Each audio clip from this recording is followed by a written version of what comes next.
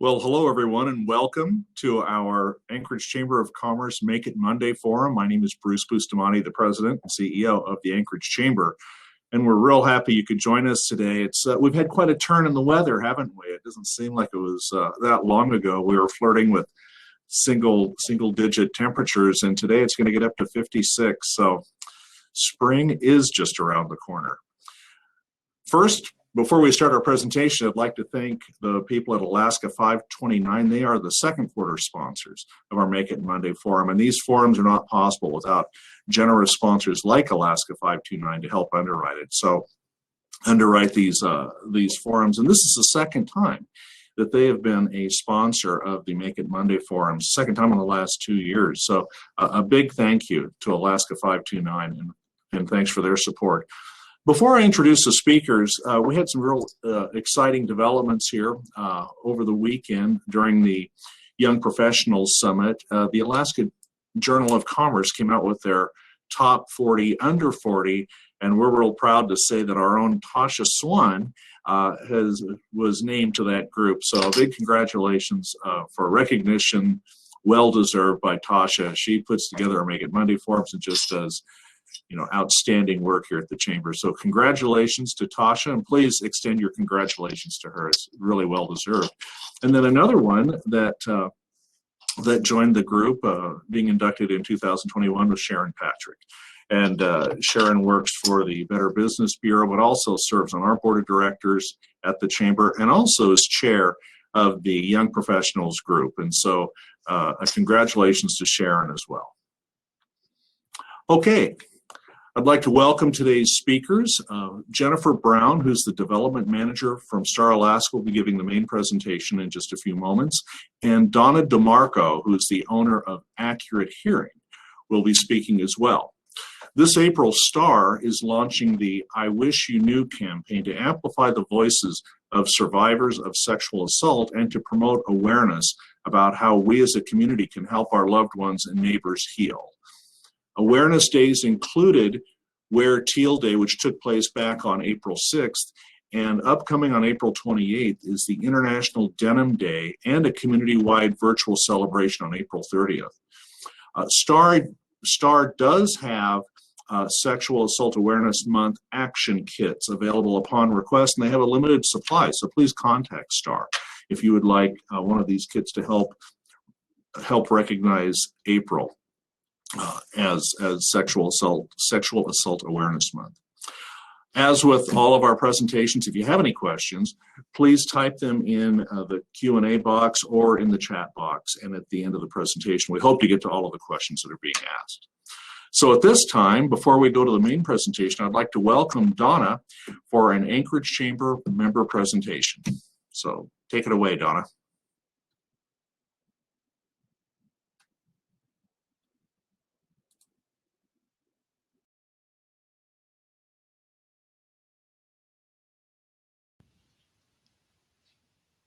Hi, thank you, Bruce, for introducing me.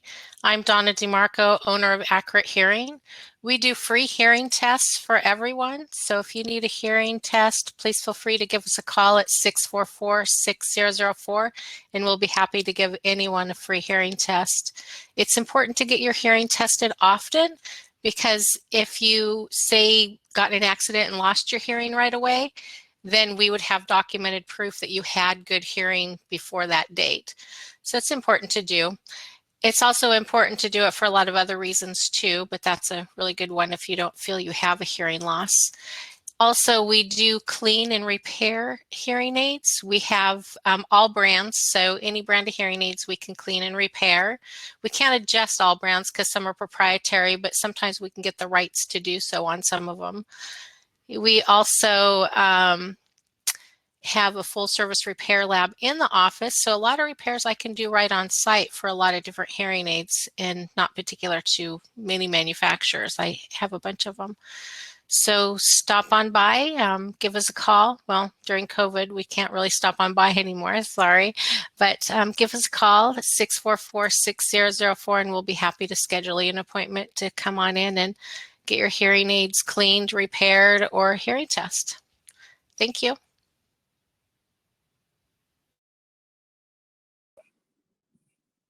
Well, Donna, thank you very much for that update, and please let us know when people can come to your office to get their hearing checked. I think it's a very important service. So again, thank you, and thanks for being a member of the Anchorage Chamber. Okay, now we'll go to our main presentation.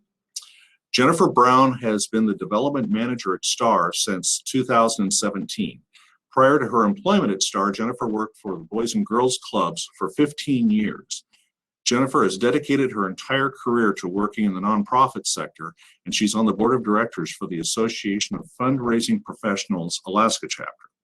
Born and raised in Alaska, Jennifer has raised 4 children here in Anchorage, and she enjoys outdoor activities, traveling, singing, and resides in Anchorage with her trusty sidekick, Moxie the Chihuahua.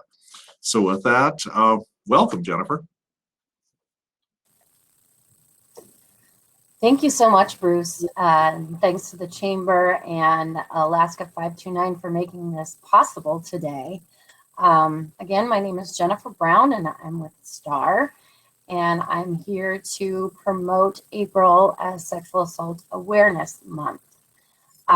Before I start, though, if there's anyone who has any questions before we start, please put those in the chat so I can be sure to cover those during my presentation.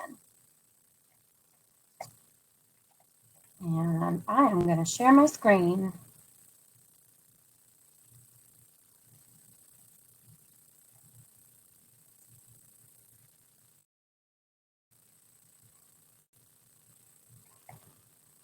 Okay. Everything working okay? Can everybody see that? All right, cool. So for those of you who haven't heard much about STAR, we've actually been here in Anchorage for over 40 years, helping survivors of sexual assault and also preventing sexual assault with our prevention education team. The heart of our business is our 24/7 free and confidential crisis line, which is staffed by volunteers every day, all night, every day of the year. So that's available to people in crisis, but not just people in crisis. If you have questions about our educational presentations or how to help a friend who's a survivor, general questions, you can call our crisis hotline for those things too. Our prevention team has been working to put STAR out of business one day by leading presentations in schools and community groups, as well as workplace presentations. They're an amazing team who present not just in schools, but for federal agencies like the National Park Service and NOAA. So STAR's education team is kind of famous nationwide for doing such excellent prevention work, and we're really proud of that. We also have a support group online. I think that's happening every other Tuesday right now. For more details about that, you can go to our website, staralaska.com.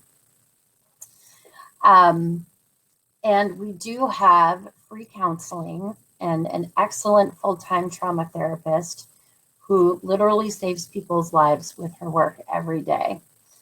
And we do long-term case management as well, because when things happen, sometimes everything happens, like people need food and clothing and a safe place to stay. And we help with all kinds of things like that long-term to make sure survivors are doing well in their healing journey. Like the slide says, we get about 5,000 crisis calls and 300 call outs every year. So you can imagine how busy our direct service advocates are around the clock, meeting with clients at hospitals or the multidisciplinary center where Alaska Cares is. And we do community presentations, and I can't wait to do more of these virtual ones because it's just another easy way to access information from STAR. So you can see all our goals here on the screen. But like I said, the goal that we talk about is we're a business that's working to put ourselves out of business. We all know the really devastating statistics here in Alaska on sexual assault and child abuse. We are number one in those areas, as well as domestic violence. So we still have a lot of work to do. We've served thousands of people over the years, but unfortunately, we still have a lot of work to do. So I'm going to throw some of those stats out there. On average, 1 of 3 Alaskan women have experienced sexual assault in their lifetime. And Alaska Native women, more than half have experienced that. So that is kind of alarming. And these are sexual assaults that have been reported. We don't know how many have not reported, so the stats are likely even higher than 1/3 for all women and 50% for Alaska Native women.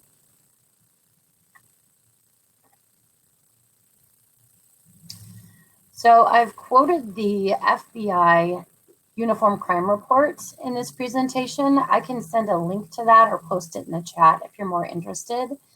That report talks about where sexual assault happens, who it happens to, who the perpetrators are, and things like that all over Alaska.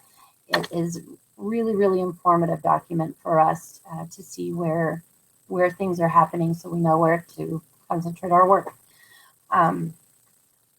We're almost at 6 times the national average. And for child abuse or child sexual abuse, 6 times. Sexual assault, I believe we're at 4 times the national average now.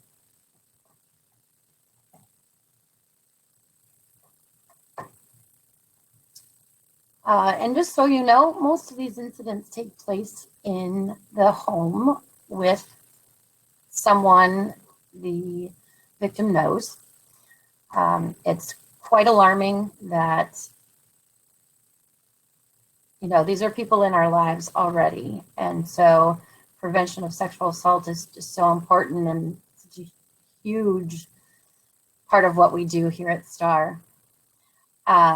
That last statistic bullet is also quite alarming. The most common victim age is 15 years old for females, and for males, the most common age for sexual assault or abuse is 5 years old. So that is why we focus so much on prevention efforts, so we can have more knowledge, so more kids are protected. So when we were thinking about Sexual Assault Awareness Month here at STAR, our full-time trauma therapist I was telling you about, this idea of I wish people knew is really her brainchild. She works with our clients every day, all day, and we all know that the voices of survivors are not heard often enough. Most people who are familiar with STAR knows what STAR wants you to know, what our advocates want you to know, what our educators want you to know, but this is really coming from survivors.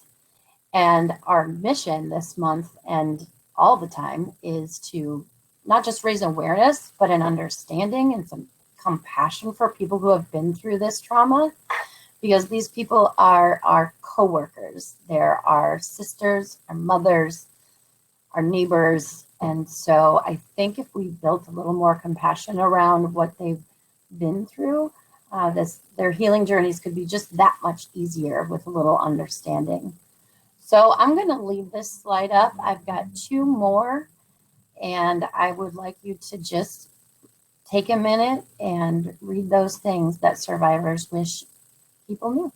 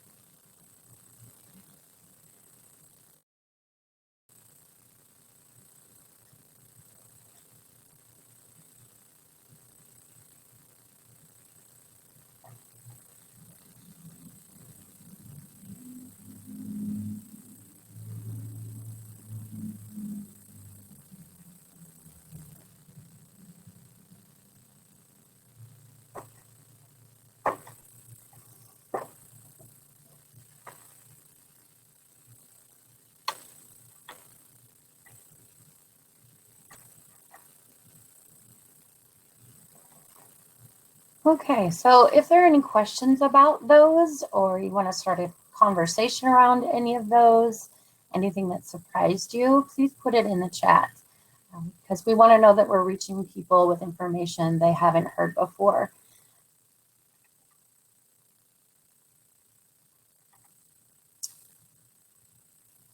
So the last year has had a big impact on all of us. And for us, that means that we've seen an uptick in violence in the home and barriers to getting help. So we did have less sexual assault response team call outs because many of our victims are trapped at home with their perpetrators, and they either can't leave the home or are afraid to leave the home because of the pandemic. And, you know, the last place anybody wants to be in this climate is a hospital. So it's really hard to navigate those barriers. And some more bad news, our funding has also been affected. We've had to cancel all of our in-person fundraising events to keep ourselves and our supporters safe. And there has been a decrease in federal funding for victim services programs nationwide. For Alaska, that is about $6 million. For STAR, that's about $500,000 that's being cut from our funding starting July 1. And that's not just STAR. This is statewide. This is Fairbanks, Juneau, Bethel, Awake, Victims for Justice. A lot of these funds are being cut, which is really unfortunate. So we are asking our legislators now for some support in that area to cover that gap in federal funding. So I'll talk about that more in just a minute. So what does that have to do with me and you and the local business community? Well, it begins at home, but often people bring this to work, and that impacts the work environment and productivity. It increases healthcare costs for survivors. And think about those phrases that we wish people knew. If people knew that in the workplace, we could do more around supporting these people and our employees and our coworkers. There's some really good information from a website called Standing Firm, the Business Case to End Partner Violence. It's an organization in the lower 48 that has tons of resources for workplaces. So a shout out to them. We also have resources for workplaces here in Alaska, but for national things on the national level, that's a really good website. And I actually have a fact sheet from them. I'm going to share it. Can everybody see that?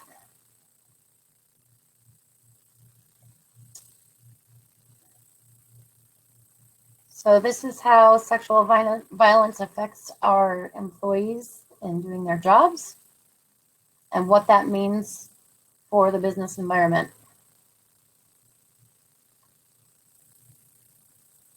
And the goal of Standing Firm is to help people recognize, respond, and refer folks. So again, as many supports as we can have, the better.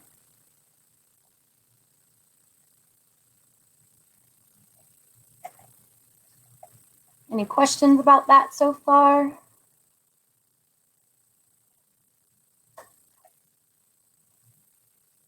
All right.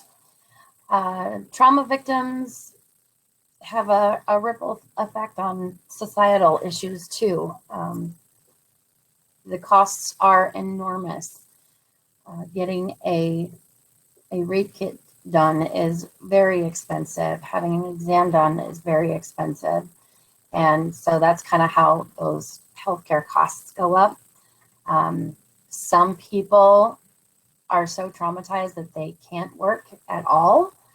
and those trickle down to their families and their ability to take care of their children as well. So here's the good news about our education team that I've been talking about all day here. These are just some of the presentations that they do in schools and workplaces. And you can reach out anytime to request one of these and get on our calendar. You can, I think the best email to use for that is educator@staralaska.org. And like I said earlier, we do these presentations all over the place, all the way up to national audiences like NOAA, and right here in Alaska with our National Park Service employees.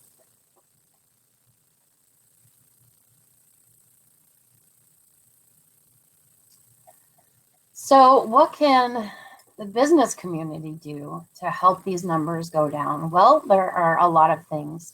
You being here today means a lot. I hope you gain some knowledge that you didn't have before that you can share with others. You can invite STAR to do a presentation for your workplace virtually, of course. We're happy to do that. And you can also participate in a Sexual Assault Awareness Month. Bruce mentioned earlier that we had some action kits available to businesses. And this is what that looks like. It's a bag that's got flyers and posters, wristbands, and lapel pins, and all kinds of stuff to show the community that your business supports survivors of sexual assault.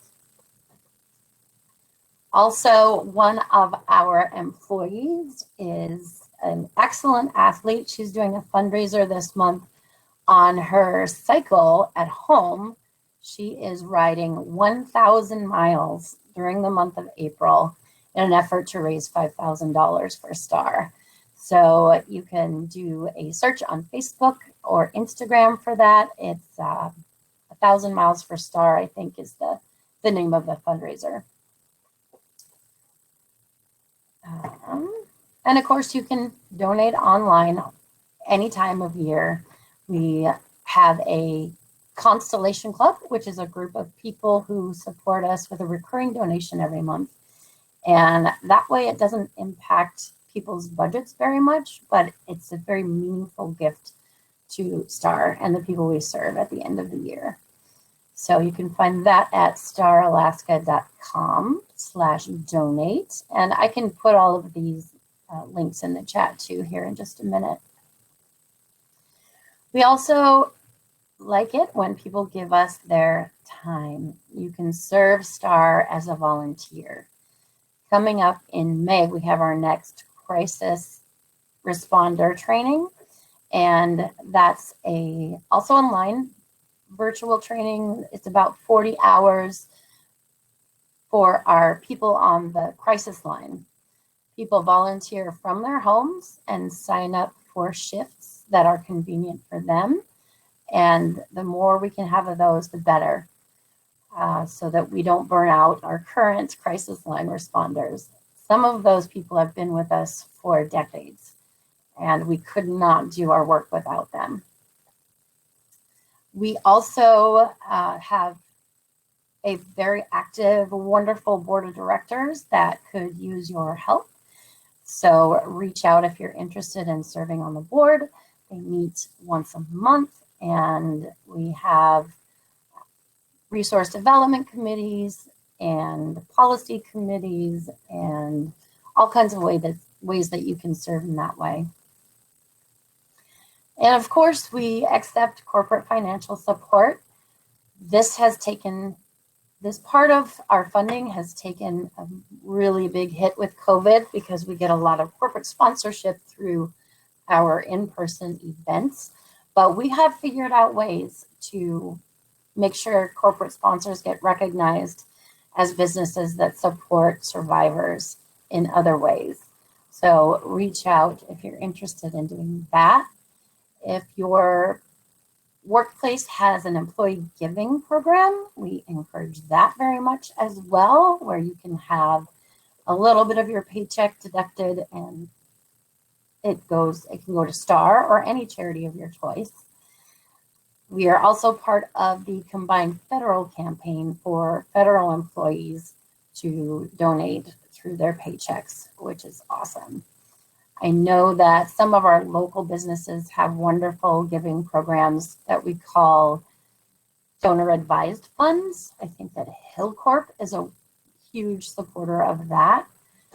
So ask your supervisor or ask at your place of business if they have that giving vehicle, because it makes it really easy and convenient to give. It means a lot and it doesn't cost a lot.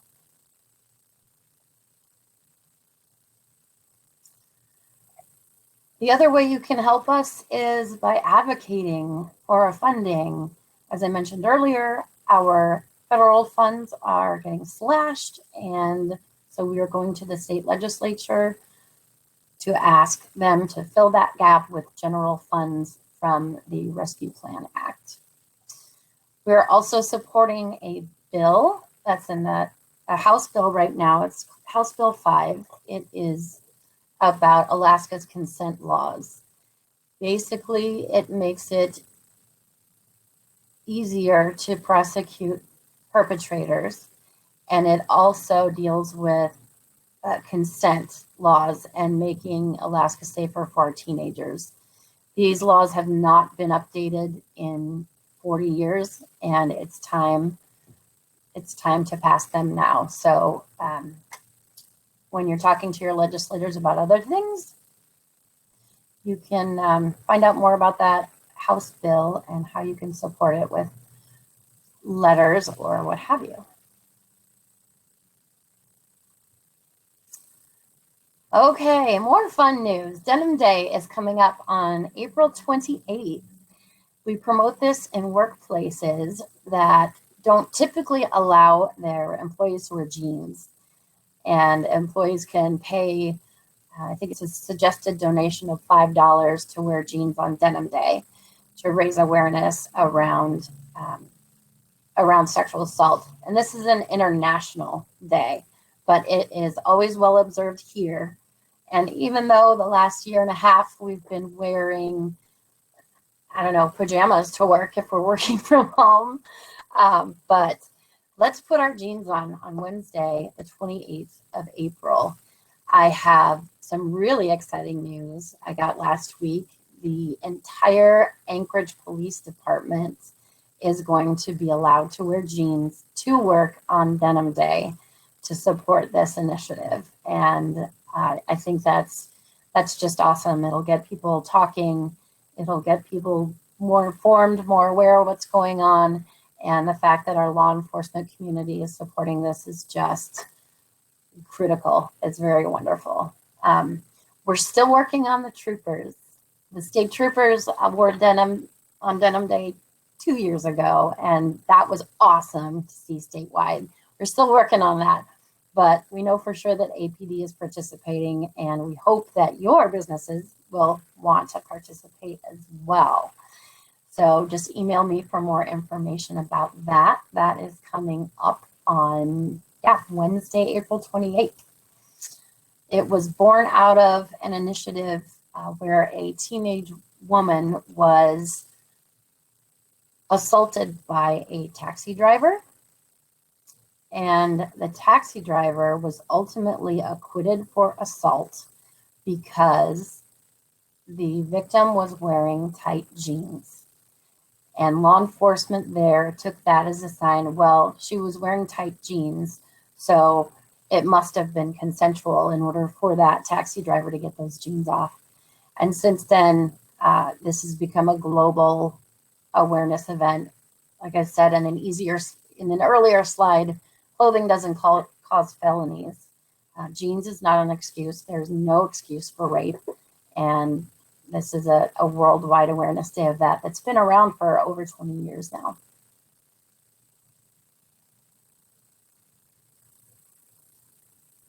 All right, and that is my last slide. So I am open for questions if anybody has any or comments. Thank you, Jennifer. We do have one question so far. Again, if you all have questions, feel free to type it in the chat or in the Q&A box. Why do you think these important services continue to see underfunding or reduced funding, especially in Alaska, where sexual assault and domestic violence seem to be its own awful epidemic? That's an excellent question. I love this question. I wish I had an answer to that. The background on the Victims of Crime Act funding that's being cut, that source of funding it came from restitution that felons paid into a fund that would go to victim services. Those dollars have declined because certain laws have changed. And so we're seeing nationwide about a $600 million cut to victim services. And every state, every agency in every state is trying to fill that gap. I don't know why it's underfunded, because it is an epidemic in our state. And if we had more resources, we could serve more people. So thank you for asking that question. And yeah, I appreciate that. Hopefully the city and the state will come through with support, but we also rely on corporate donors as well as individual donors to make sure that we keep the lights on and the doors open. Does STAR support only Anchorage crises, or can Matsu and Kenai residents call the crisis line and get help as well? Good question. Our crisis line, we have a local number for here in Anchorage, but we also have a toll-free number. And that number is accessible to anyone across the state. We often hear from rural communities that don't have law enforcement or local crisis centers. So we'll get calls from rural communities, and our job is to make sure those people are safe. We can talk them through safety planning on the phone, and it goes up to, through, and beyond flying them out and to safety or to a place where they can get a medical exam if they wish. So yeah, that's a good question. And I have a kind of a funny story about that. I was on the crisis line, and I had crisis line duty, and I got a call from a woman in California who was in crisis. She was having a panic attack, and all of the lines in California put her on hold. There was waiting to talk to an advocate. So she called Alaska, and Alaska helped her. And yeah, it's open to everybody. Wow, that's great. Good to know. Yeah. Okay, what do you believe is the number one thing the average person can do to help prevent sexual assault or bring awareness to sexual assault? Education. We have so many educational resources for children. So we teach them young, as little as preschool. We have a free coloring book on our website for parents on how to start those conversations with their kids and keeping their bodies safe. So looking into those prevention resources is really key. And just spreading the message, having us present in your workplaces, be on board with the work that we're doing. Average person can do so many things by advocating, volunteering, or supporting us financially. Mm-hmm. And I know that's more than one, but. Education for sure. I have a 10-year-old, so I kind of dance around the topic in ways that, children can understand. But as she gets older, I push it a little further and further, because I think, yeah, for sure, it's the number one thing. Yeah, and we have all kinds of age-appropriate presentations depending on kids' ages, what they're ready for, and how to have those conversations. We're also about to launch a prevention video. That's going to happen on April 30th. And it's a 5-minute video that's kind of a version of the coloring book, but it's a beautifully illustrated video that just makes it easy to start that and kind of what to say and how to say it to a kid. Oh, great. Well, be sure to share that with us, and I'll push that through with member news as well. Yeah. Back to the crisis line, is it like a 211 or 311 type of like a short number that people can remember, or is it a local 907? I wish we did. The local number is 276-7273, and the 1-800 number is 1-800-478-8999. On our website, you can click those numbers, so it's easier to access from a cell phone, for example, so you don't have to remember all the numbers. So if you remember staralaska.com, you can access that number that way too. Okay. And if we find out someone we love or know has been sexually assaulted, how can we support them? What do we say when they first tell us about their experience, whether it has been a while or whether it's just happened? The first thing that we always recommend is believe them. Believe what they say happened to them. And just listen. That's such a big part of it. Just listening and asking them how they'd like to be supported. Try not to offer advice. Stay away from blaming the victim. Don't ask, what were you doing? How much did you ever drink? What were you wearing? Those questions are not helpful. So asking the survivor, putting the power in their hands of how they would like you to help, even if it's just to sit for a minute and make sure they know they're not alone, really helps. And we have some resources about that on our website as well. Great. Does STAR work alongside the school districts to help make those resources available for youth?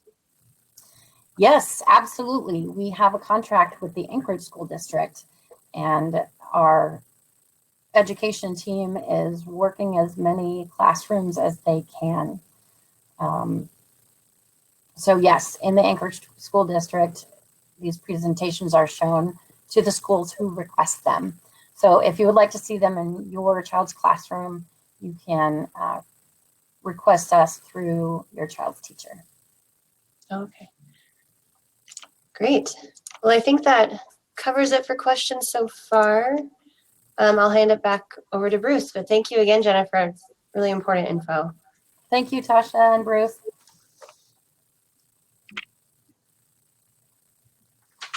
Well, yeah, and thank you, Jennifer, for all of this useful information, and most of all, thank you to you and your team that are providing services in people that need support. And as you can tell by the volume of questions, you know, this is a very, as you well know, very, very critical issue in our state. So thank you again for all the work and the commitment that you folks make.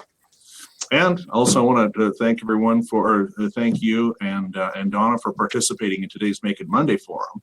So I've got a few announcements to go through. First off, next week, April 26th, we'll get an Anchorage School District fourth quarter update from Superintendent Dr. Dina Bishop. And on May 3rd, we'll hear from Alaska Behavioral Health on supporting mental wellness in the workplace. This Wednesday, join the Anchorage Gig Economy Network for their monthly meeting via Remo on Wednesday, April 21st from 4 to 5 p.m. And for more information on how to register for these events, please go to anchoragechamber.org. Also, Citywide Cleanup presented by Matsu kicks off on May 1st. Sponsorships are still available, so if you're interested in supporting Citywide Cleanup, please email Katie Cole at events@anchoragechamber.org. And you can register your team at citywidecleanup.org. And lastly, the Young Professionals Group would like to thank all attendees, exhibitors, and sponsors of the 2021 Alaska Young Professionals Summit. It was the first virtual event. It was a great success. If you're an attendee anxiously awaiting the recordings, they will begin uploading today. And my compliments to Tasha and the team for their work in getting this on. We worked with yet another platform called WOVA, and it seemed to have worked really well. And it takes a lot of work, and it's a little bit stressful, when you're trying out a new product like that, especially for something as important as the Young Professional Summit. But, thumbs up. We've got great responses, and thanks to everyone. Sky, she's on the call today. Thank you for your work during the Young Professional Summit. I think it came off just great. Okay, now to close out our Make It Monday forum today are our door prizes. So each winner will receive an email with instructions on how to redeem. The first prize is a free registration for an upcoming Make It Monday forum, courtesy of Stu Graham of MTA.